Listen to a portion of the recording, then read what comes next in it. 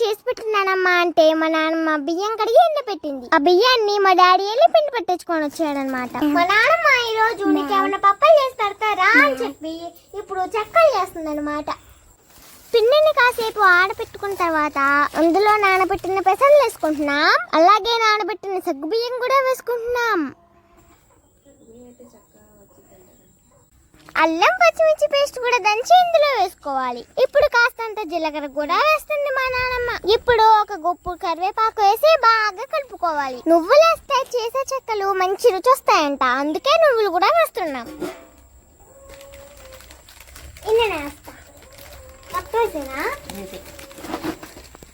చేతిలో వేసుకొని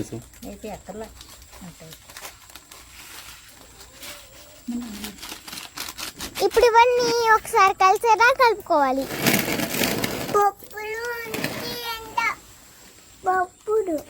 పప్పులు ఇందులోకి వెళ్ళిపోయినాయి. ఒక్కసారి అవన్నీ కలిపిన తర్వాత ఇప్పుడు ఉప్పు వేసుకొని కలుపుతున్నాం. ఉప్పు కారం ఉప్పు తినకూడదు. నేను కూరల్లో కొంచెం ఉప్పు ఎక్కువ వేసుకొని తింటాను.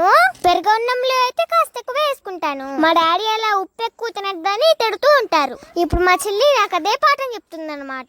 మా నాన్నమ్మ వంట చేద్దామని పొయ్యి రెడీ చేసేసరికి పెద్ద వర్షం వచ్చేసింది అనమాట. ఒక్క 10 నిమిషాలు ఉక్కిరి బిక్కిరిగా వర్షం కురిసేసింది. వర్షం ఆగిపోయి వెంటనే ఎండ కూడా వేసేస్తుంది చూడండి. అందుకే ఇప్పుడు మళ్ళీ వంటను మొదలు పెట్టేసాం. ఇప్పుడు ఇందులో కారం కూడా వేసుకొని మొత్తం కలుపుకోవాలి.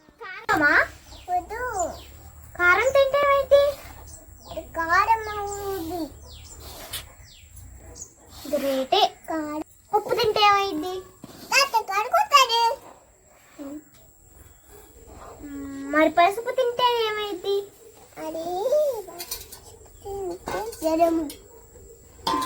పసుపు తింటే ఏమైంది? మా చెల్లెని మాటలు చెప్పేస్తుందో. ఉప్పు తింటే డాక్టర్ గారు కొడతారంట, ఆ పసుపు తింటే జ్వరం వచ్చిందంట, కారం తింటేనేమో కారం అవుతుందంట. ఏమన్నాడు సైడు? ఏం చేశారు నానమ్మ? గౌరవం ఇచ్చాడు. ఏం చేశారు నానమ్మ? చెప్తాడు. ఇప్పుడు ఇందులో కొంచెం కొంచెంగా నీళ్లు పోసి ముద్దలా కలుపుకుంటున్నాం అనమాట. కలిపేస్తున్నావు నానమ్మ? ఏమన్నావు? కలిపేస్తున్నావు ఏంటి కలిపేస్తున్నావు నానమ్మా అంట. పిచ్చికేస్తుందంట. నానమ్మా మీరు పప్పులు ఉండేస్తున్నారా? పప్పులు ఉండేస్తున్నా. మీరు పప్పులు ఉండేస్తున్నారా? ఏంటి నానమ్మా? ఏమిటి నానమ్మా నాది? ఏమిటి నానమ్మా? మా చెల్లికి ఎక్కలేని డౌట్లన్నీ వస్తున్నాయి. అసలు ఏం చేస్తున్నారు? ఈ పిండంతా ఎందుకు కలుపుతున్నారు? ఉప్పు కారాలేసి ఇలా పాడు చేస్తున్నారేంటి అని బోల్డ్ డౌట్లు వస్తున్నాయి. ఇది తినడాకమ్మా అంటే అయితే నాకు పెట్టు అని బీడిపిస్తుంది.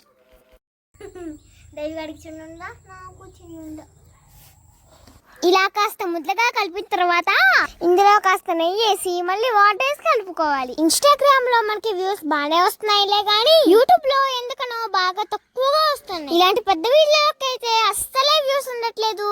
నేను ఇంకా ఎలా వీడియోలు చేస్తే మీకు నచ్చుతుందో కామెంట్ లో చెప్పండి. మీరు చెప్పినట్లుగా చేయడానికి ట్రై చేస్తాను. పిండి కలపడాకైతే చాలా టైం పెట్టింది. అన్ని రకాలు వేసి గట్టిగా ముద్ద కలపాలి కదండి, అందుకే కాస్త టైం పట్టింది. ఇప్పుడు పొయ్యి మీద మూకుడు పెట్టుకొని అందులో ఆయిల్ వేసేసుకుంటున్నాం అనమాట. ఇప్పుడు దాకా వర్షం పడింది కదండి, అందుకే పొయ్యి వెలిగించడానికి కూడా టైం పట్టింది. ఇంకా ఈ చెట్ల నుంచి నీళ్లు కారుతూనే ఉంటున్నాయి. చెట్లు ఆకులు ఇంకా తేమగానే ఉన్నాయి. అమ్మ నేను ఈ పిండిని గోళీలా గుండ్రంగా చుట్టుతున్నాం అన్నమాట. పిండి ఏమో చపాతీ మేకర్ తో చక్కలు నొక్కేస్తుంది. నానమ్మ పొయ్యి దగ్గర వంట చేసేస్తుంది అనమాట. ఏంటి ఇలా హారతిస్తుంది నానమ్మ అనుకుంటున్నారా? నాకు కూడా అదే డౌట్ వచ్చింది. ఆయిల్ సరిగ్గా కాగిందా లేదా అని ముందుగా ఒకటేసి చెక్ చేసి దాన్ని తీసి ఇలా డిష్ తీస్తారనమాట.